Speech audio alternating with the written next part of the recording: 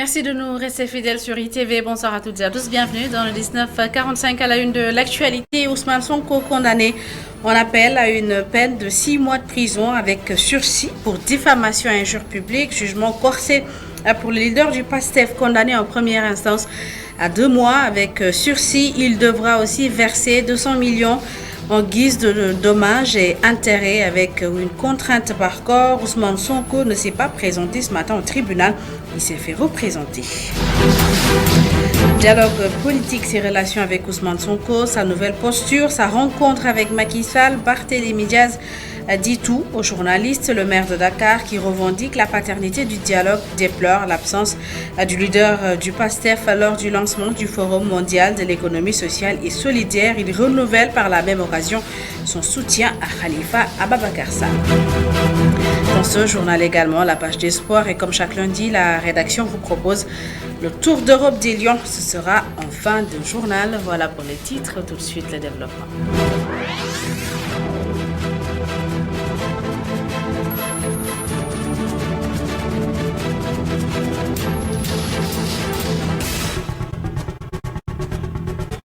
Bienvenue à toutes et à tous et merci de vous informer sur ITV. Je vous le disais tout de suite, Ousmane Sonko, condamné à 6 mois de prison avec sursis par la cour d'appel. Le leader du parti PASTEF a été jugé en appel pour diffamation dans l'affaire l'opposant à l'actuel ministre du Tourisme, Mame Mbaye Niang. La cour corse ainsi la peine et maintient la condamnation à verser à 200 millions de dommages et intérêts.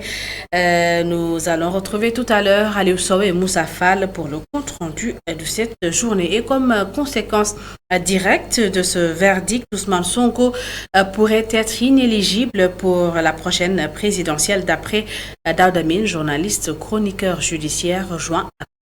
En fait, si on se base sur les dispositions de l'article 261 qui prévoit la diffamation, c'est une condamnation qui est prévue par la loi. Parce que les peines prévues, c'est 2 mois de prison et la peine peut aller jusqu'à 2 ans de prison. Donc, s'il est condamné à 6 mois avec sursis, on estime que c'est dans la prévue par la loi. D'ailleurs, le fait qu'il soit condamné à 2 mois avec le premier qui avait fait le procureur général a interjeté appel, estimant que ça violait carrément les dispositions. Bon, maintenant, il a été condamné à 2 mois de dommages intérêts avec une contrainte par corps.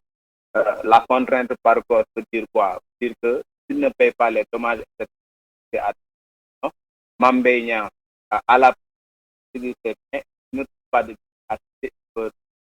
la contrainte par corps qui peut amener à Ousmane Sonko.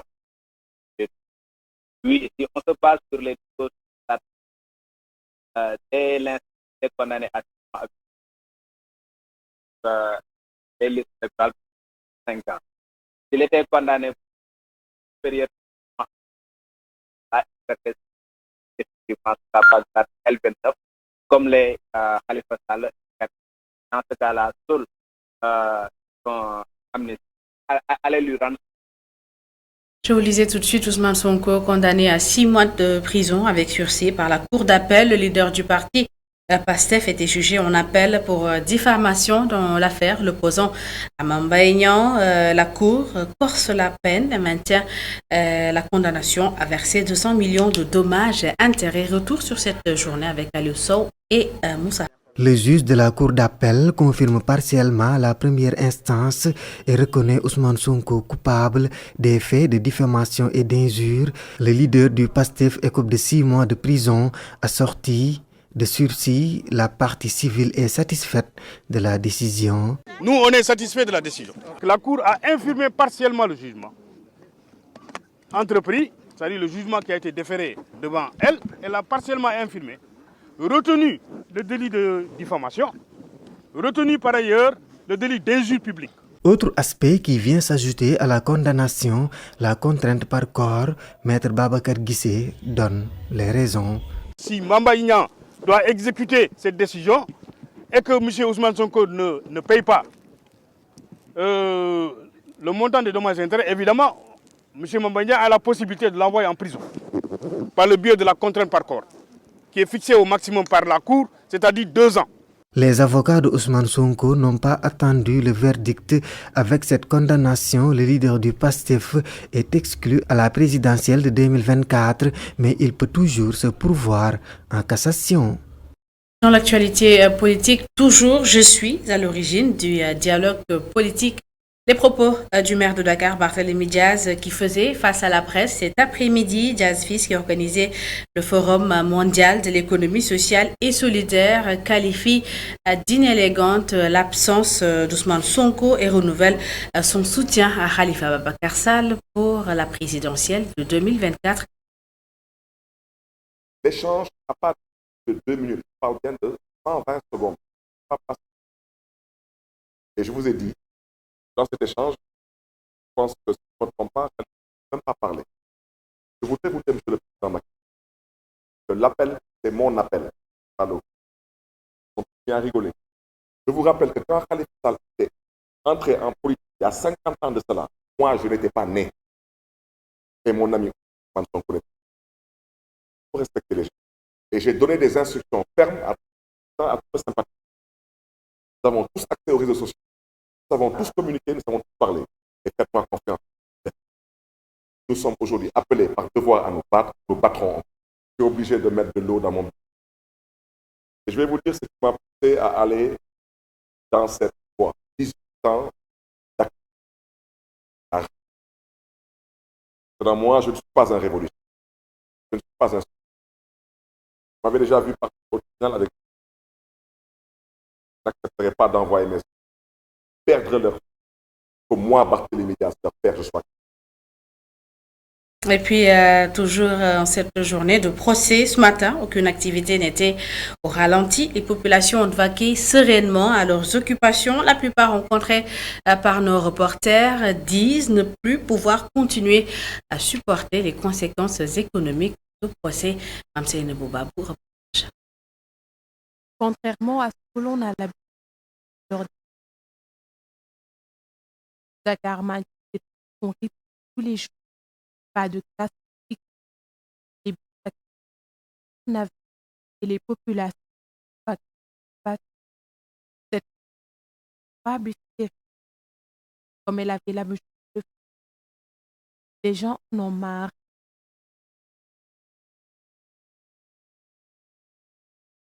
Les gens sont fatigués de ce procès de Mambéignan contre Ousmane Sonko. Aucun d'entre eux ne nous donne à manger. Nous travaillons tous les jours pour avoir de la dépense quotidienne. Nous ne voulons pas de violence dans le pays. Cette histoire nous agace à la fin. C'est pourquoi les personnes ne s'en préoccupent plus. C'est autre. Le nombre de boulangers.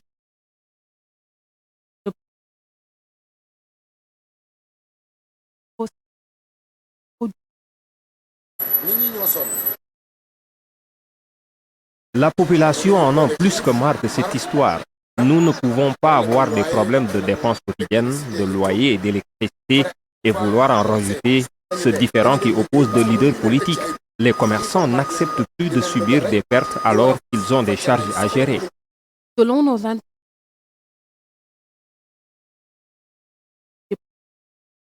ils demandent à une fois afin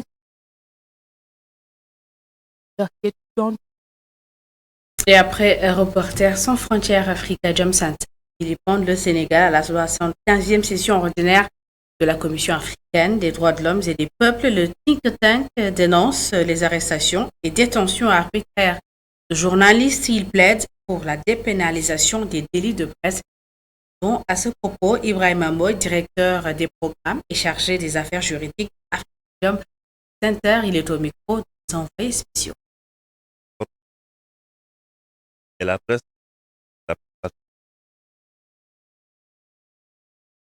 y a la démocratie, il y a le temps,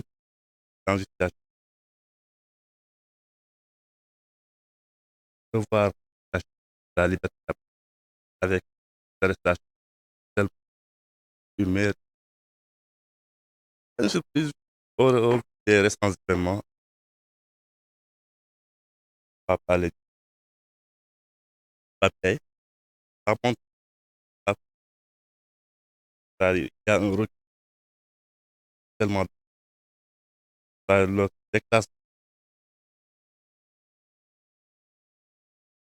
Vu qu'il y a, les solutions d'abord.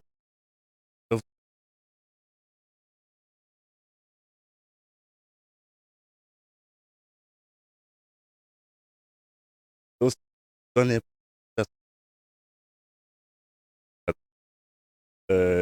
les attentes peuvent mettre la liberté des recours formulaires. Ah.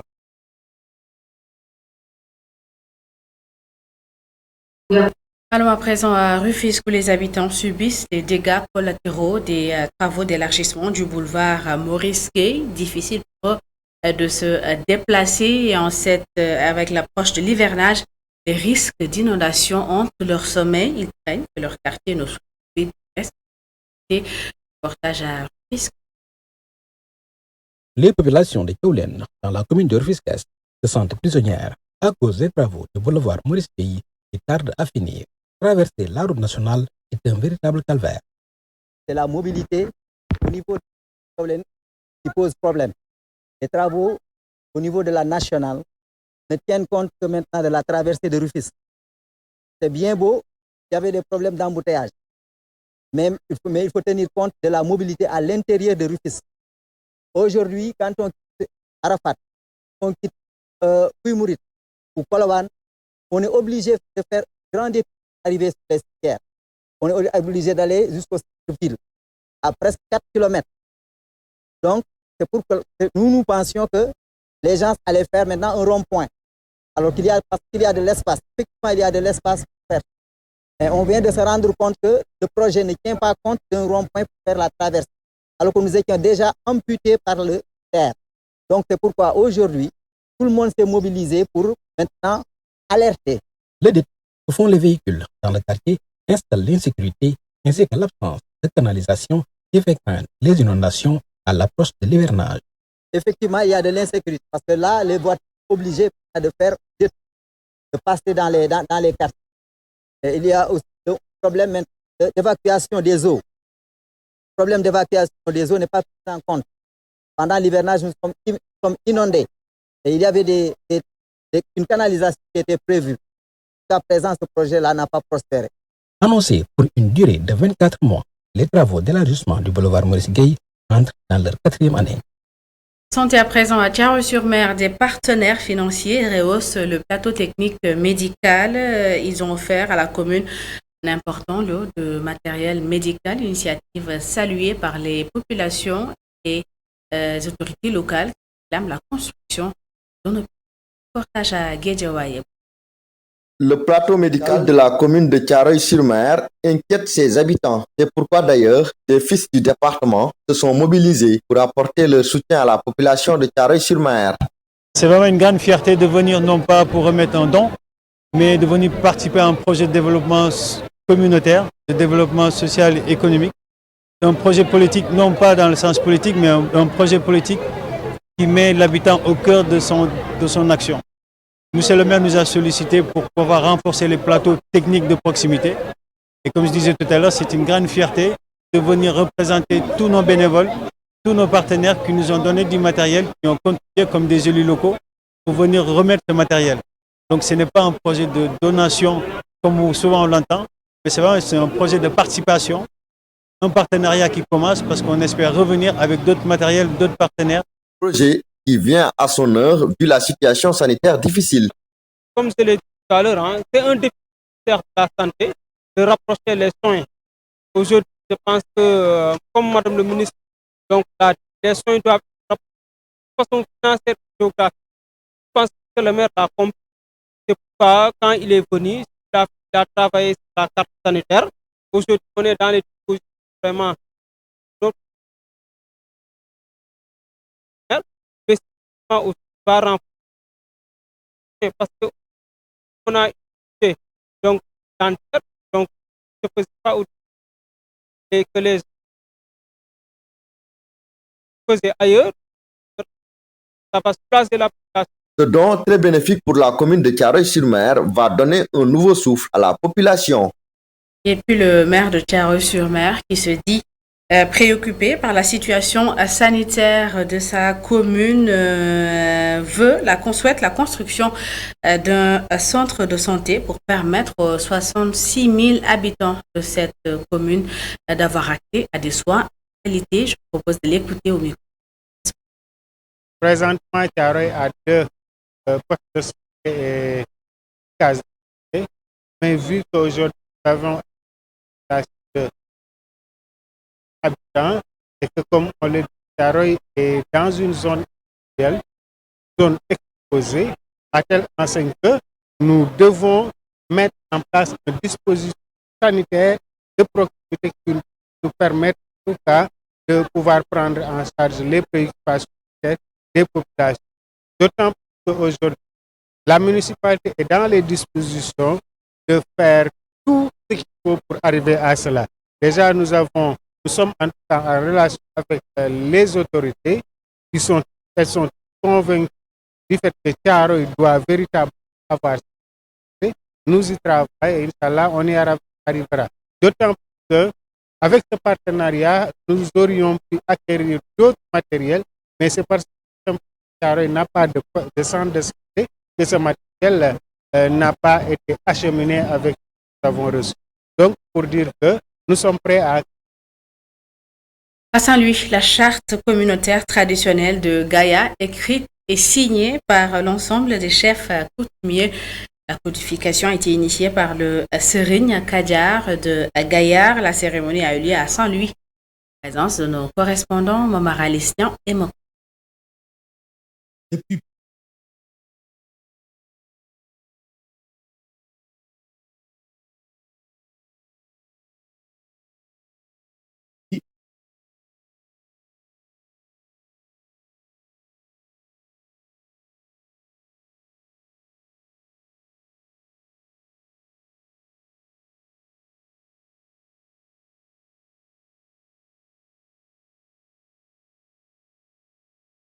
elle était non et notre mission par rapport à notre et de sanctuariser par l'équipe pour le transmettre de la chose. Et je pense que nous avons démarré cette aujourd'hui. Ce modèle de démocratie participative montre qu'il n'y a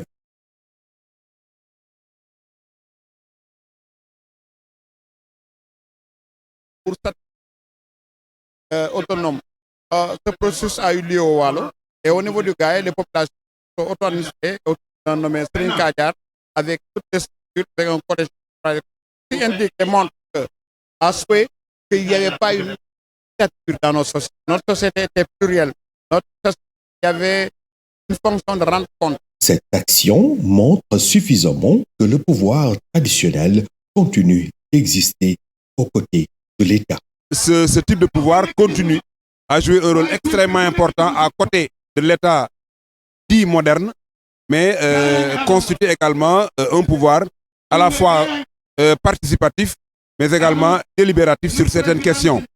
Les maires de communes, par exemple, peuvent consulter soit le Serigne Kadiar ou le Lamandane ou encore le roi d'Oussouye sur certaines questions relatives, par exemple, à des crises ou bien à certains autres problèmes qui peuvent être réglés, n'est-ce pas, tout simplement sur le pouvoir, sur le point local ou encore de manière traditionnelle. La cérémonie de signature de la charte de Kadiar Gaïa a été l'occasion pour revisiter l'histoire de ce terroir.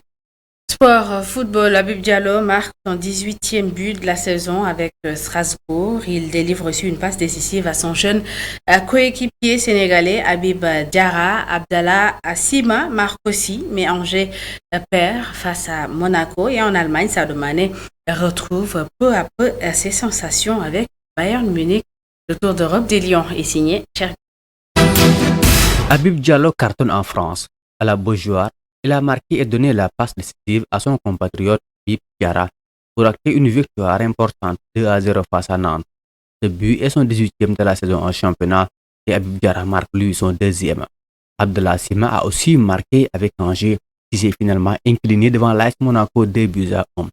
Crépin Diatta a débuté le match, Ismaël Jacob est entré en cours de jeu. Un but partout, c'est le score entre Auxerre et Clermont. Mbaye Niang et Mory Diaw étaient tous titulaires. En Ligue 2 française, c'est dans les dernières minutes que la Saint-Étienne a arraché la victoire face à l'En-Avant Guingamp 3-2 grâce au 10e but d'Ibrahima Ouaïti en championnat. Du côté de la Lorraine, Metz est allé battre Niort 3-1. Lamine Camara blessé n'a pas pu jouer, mais Papa Modou Diallo a figuré sur la feuille de match pour la première fois. Et Malik Mbaye lui a disputé les toutes premières minutes sous ses nouvelles couleurs Metz. En Allemagne, Sadio Mané retrouve petit à petit ses sensations. Il a sans doute disputé l'un de ses meilleurs matchs depuis son retour de blessure avec le maillot du Bayern. Titularisé face au Werder, il est même impliqué sur l'un des débuts de son équipe, qui a finalement gagné 2-1 et reste en tête du classement. Il a même été remplacé à la 88e minute. En Turquie, pour finir, Badou Ndiaye a encore marqué avec Adama Demirspor, qui l'emporte 4-2 face à Alanyaspor. Et c'est le tour d'Europe des Lions qui met terme à cette édition. Merci à toutes et à tous de l'avoir suivi. Merci de votre fidélité. L'information continue sur notre site internet le www.emedia.sn. Bonne suite des programmes.